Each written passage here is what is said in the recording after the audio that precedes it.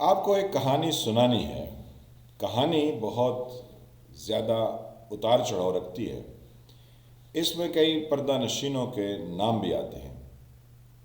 اس میں سب سے امپورٹنٹ بات یہ ہے کہ بہت سارے لوگ اس کہانی کے بارے میں جانتے ہیں، اس کے کرداروں کو جانتے ہیں اور اس دوشیزہ کو بھی جانتے ہیں جس کا میں آپ سے ذکر کرنا چاہ رہا ہوں، لیکن اس کے بارے میں کبھی وہ لب کشائی نہیں کرتے ہیں، اس کا ذکر نہیں کرتے ہیں۔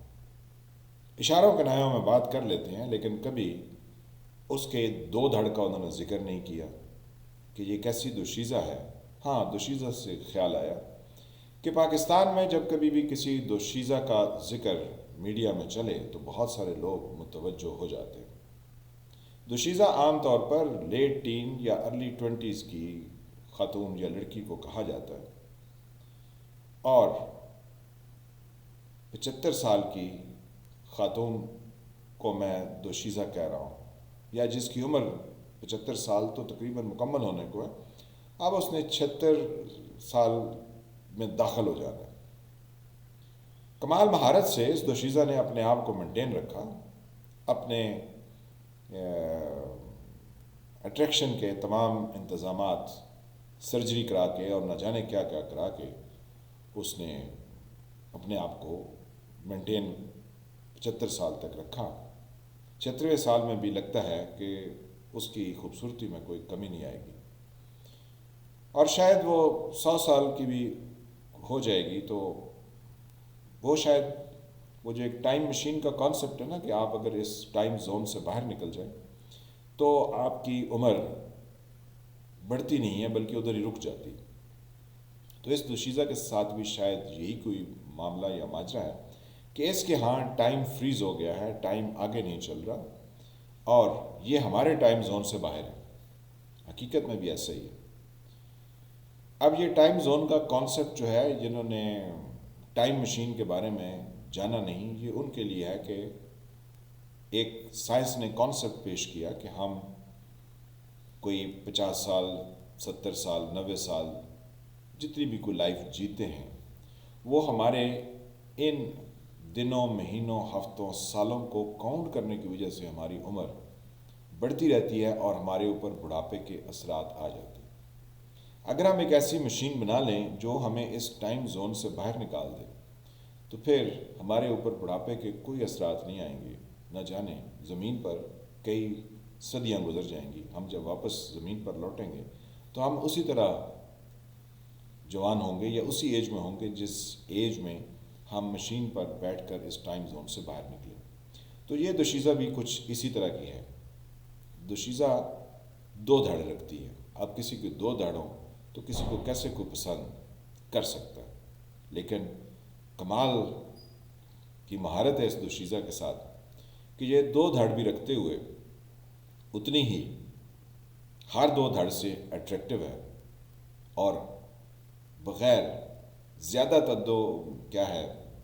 تگ و دو کیے یہ لوگوں کو اپنے جال میں پھانس لیتی ہے۔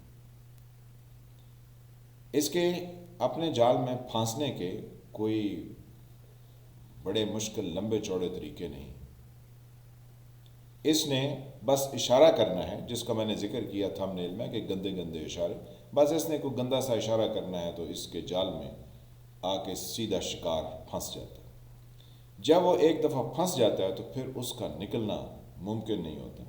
ہاں، اگر وہ نکلنے کی کوشش کرتا ہے تو زمانے میں یہ دوشیزہ اسے رسوا، برباد اور تنہا کر دیتی۔ نہ اس کی فیملی اس کا ساتھ دیتی ہے، نہ اس کے لوگ اس کا ساتھ دیتے ہیں، نہ اس کے اڑوس پڑوس میں کوئی عزت رہتی ہے، نہ اس کی کہیں کوئی سنوائی ہوتی ہے۔ بہت سارے لوگ اس کے جال میں پھنس چکے۔ اب آپ سمجھ رہے ہوں گے کہ میں نے اتنی لمبی اس دوشیزہ کی تمہید باندھی ہے جو کہ کچھ 4 منٹ سے زیادہ ہو گئی ہے، تو کچھ زیادہ ہی یہ پریلیوڈ ٹو دی سٹوری ہو گیا۔ لیکن اس کے ساتھ تھم نیل پر آپ نے دیکھا کہ عمران خان اگر اس سے بچ سکتے ہو، اس دوشیزہ سے، تو بچ جاؤ۔ عمران خان صاحب کے بارے میں بڑی کہانیاں مشہور ہیں، بہت ساری چیزیں ان کی ذات کے ساتھ جڑی ہوئی ہیں۔ میں عمران خان صاحب کا نہ تو کوئی مداح ہوں کہ مجھے ان سے کوئی بینیفٹ لینا ہے یا ویسے میں انہیں پسند کرتا ہوں، ایسا بھی کچھ نہیں. اور یہ بھی نہیں کہ میں ان کو ناپسند کرتا ہوں، میں ان کے خلاف ہوں، میں عمران خان کو برا تصور کرتا ہوں یا ان کے خلاف بولنا چاہتا ہوں. میرا ان کی ذات سے ایسا کوئی مسئلہ نہیں ہے. وہ ایک انسان ہے اور ہر انسان اچھائی اور برائی کا کوئی ملا جلا کمبینیشن ہوتا ہے، تو اس کا مارجن عمران خان کو بھی دیا جانا چاہیے. لیکن یہ کہانی اور اس کی دوشیزہ اگر عمران خان صاحب اس کے چنگل میں پھنس گئے تو ان کے لیے وہی تنہائی، خاندان سے علیحدگی، لوگوں میں بدنامی اور نہ جانے کیا کیا. حالانکہ عمران خان صاحب کے اوپر کسی نے کہا کہ آپ تو پلے بوائے رہے، تو انہوں نے اس پر بھی کچھ شرمندگی کا اظہار نہیں کیا. انہوں نے کہا ہاں میں تھا تو پھر کیا ہوا. تو کچھ لوگ ایسے بھی ہوتے ہیں کہ ان کے اوپر کوئی کوشچن اٹھائے یا کوئی بات کرے تو وہ اس کو بھی لائٹلی لیتے ہیں. عمران خان کی یہ بھی ایک خوبی ہے، یہ خامی ہے، آپ بہتر جانتے ہیں. میں اس کہانی کو آپ تک پہنچانے کی سچ مچ کی کوشش کروں گا اور سچی سب بیان کروں گا. مبالغہ آرائی اس میں کہیں نہیں ہوگی، سب سچے واقعات ہوں گے. اور جو اس دوشیزہ کے جال میں پھنسے ہیں، ایک نہیں بہت سارے پھنسے ہیں، ان سب کا تواتر سے آپ کے ساتھ ذکر بھی ہوگا. اور یہ بھی آپ کو بتایا جائے گا کہ اس دوشیزہ نے ایسی کون سی کاسمیٹک سرجری کروائی ہے، یا اس نے کون سے ایسے مجون اور دوائیاں کھائی ہیں، یا اس نے کون سی ایسی ٹائم مشین اپنے پاس ایجاد کی ہے کہ اس پر وقت گزرنے کے ساتھ زوال نہیں آیا، بلکہ یہ اپنی رعنائی اور اپنی خوبصورتی کو ویسے ہی برقرار رکھے ہوئے. یہ اس کی انٹروڈکٹری آپ کے لیے ویڈیو پیش کی ہے. اس کی قسط وار کوئی 2 4 5 قسطیں ہو جائیں گی، 3 میں بھی کور ہو سکتی ہے. تو آپ کو اگلی قسط میں اس کے بارے میں بتاؤں گا کہ یہ دوشیزہ کیا ہے، اس کے 2 دھڑ اور اس کی خوبصورتی اور اس میں کون کون اس کے جال میں پھنسا ہے. یہ سب تفصیلات آپ کو اگلی ویڈیو میں ملیں گی، جو کہ کل آپ کے لیے پیش کی جائے گی. میں ہوں فالح ملک، آپ دیکھ رہے تھے ایس ٹی وی. جن فرینڈ نے چینل کو سبسکرائب نہیں کیا وہ تو اس کو سبسکرائب کر لیں. بہت سارے لوگ دیکھتے ہیں لیکن پاکستان میں شاید سمجھتے ہیں کہ اس ریڈ بٹن کو جو آج کل کالا یوٹیوب نے کر رکھا ہے، اس کو دبانے میں شاید کوئی پیسے خرچ ہوتے ہیں یا ان کا کوئی نقصان ہوتا ہے.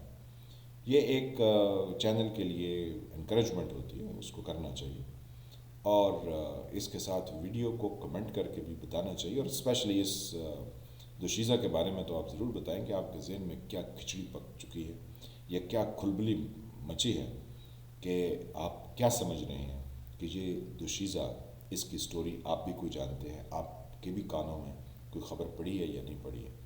تو تھوڑا سا اس کے بارے میں بھی اگر بتائیں تو مناسب ہوگا. لیکن میں آپ سے یہ ایک کمٹمنٹ کرتا ہوں کہ میں آپ کو یہ کہانی سچی کی سچی، وہ بچے کہتے ہیں نا سچی مچی، تو میں آپ کو یہ سچی مچی کی کہانی سنا دوں گا.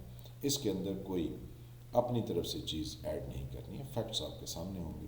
پھر آپ دیکھ سکتے ہیں کہ اس میں دوشیزہ کا کتنا قصور ہے اور جو اس کے جال میں پھنسے ان کا کتنا قصور ہے، اور پھر اس کے 2 دھڑ کس طرح سے جال میں پھنساتے ہیں ان لوگوں کو جو کہ اس طرح کی بدکاریوں اور زناکاریوں پر یقین رکھتے ہیں. کیونکہ یہ دوشیزہ کنواری ہے، لیکن تھم نیل پر دیکھیں تو ہم نے اس کو کچھ اور بھی لکھا ہے. تو اب یہ کیسے ممکن ہے؟ یہ ساری گمبھیرتا آپ سے اگلے والی قسط میں شیئر کریں گے. ملتے ہیں کسی نئے ٹاپک کے ساتھ، تب تک کے لیے خدا حافظ.